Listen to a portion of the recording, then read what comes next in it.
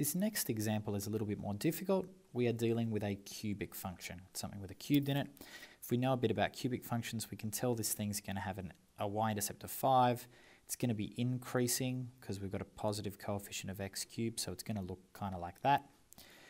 Note here, we've been told we don't need to show our x-intercepts. That's helpful because with a lot of these problems, either you have nice turning points or you have nice x-intercepts. In this particular one, the turning points that turn out to be nice whole numbers, but the intercepts are kind of horrible things with square roots. So it's just saying, don't worry too much about those and marking them correctly. Just get your turning points right.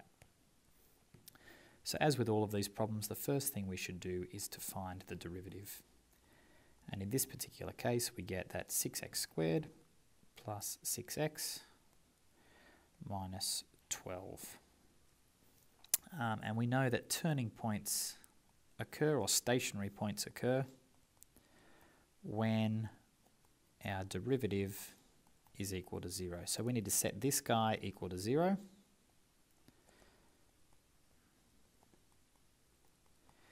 And that will tell us where our turning points are. Now you'll notice with this question that this is a bit more difficult than the last one because we've actually got a quadratic we need to solve at this particular point.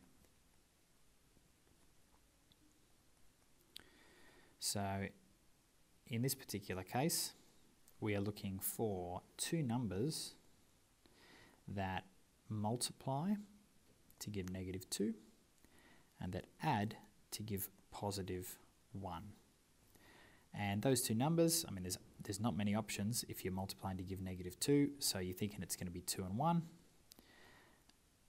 And if they add to give +1, multiply to give -2, that tells us one of them is negative, one's positive, and the larger one has to be positive in order to add to give a positive total. So those are going to be our two factors. X plus 2, x minus 1. And so that tells us that x equals, I'll go like this, 1 and x equals -2 are our two turning points. Those are the x coordinates of the turning points. The turning points aren't actually going to be on the axis necessarily. To find what the y coordinate is, we need to substitute these in. So I'll just put those two lines in here. I'm just trying to decide on my scale. I'm going to use 2 units on this axis is one number. So 1 and -2. We are going to get a little bit out with the scale when we do our vertical positions, but that's okay with a sketch. So the turning points are going to be somewhere on these two lines. I'm going to rub those out. If you're sketching this, it might be good to do that in a light pencil or something like that. So I want to find out what's f of 1 and what's f of -2. To do that, we need to substitute into the original equation up the top there. So I'm going to get 2 times 1 cubed. I might just shift this over.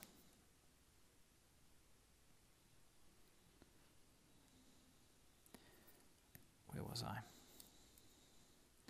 Plus 3 times 1 squared. Sorry about the scrolling, but I can't remember the equation.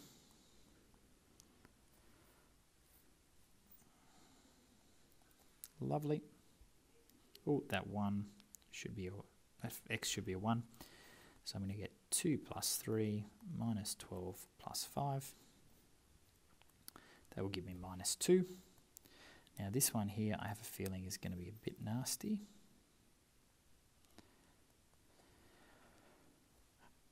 Two times -2 cubed plus 3 times -2 squared minus 12 times -2 plus 5.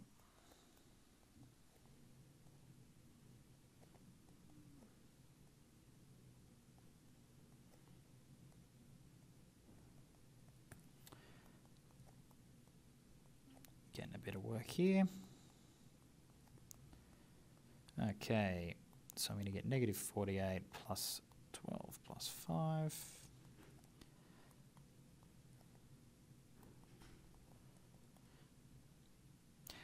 All right, I'm glad I made a mistake here because it shows what you can do when you make a mistake. It's clear that I've made a mistake here, and the reason for that is I can't have my two turning points both being negative. Otherwise, strange things are going on in between. So if I have a look back, this is why showing working is important. I've actually stuffed up my negative sign here. So that should be a plus, that should be a plus. That's much nicer. These two are going to cancel, which means this last few lines are wrong.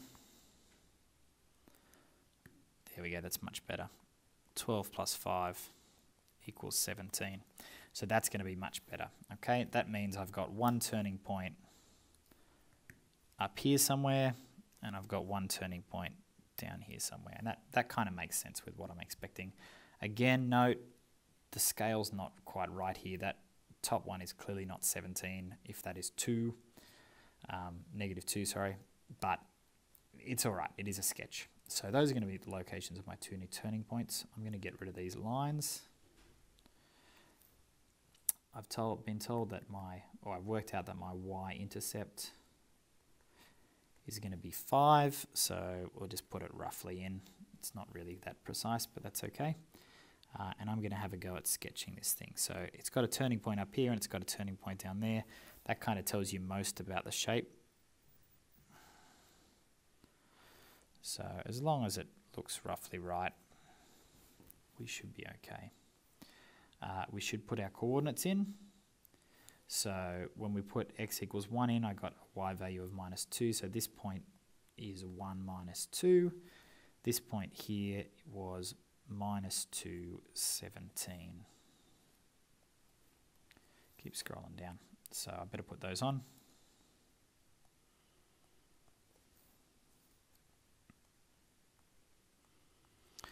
And this point here was 5. And I've marked on what I needed to for the question, and we've got a reasonable sketch of that cubic.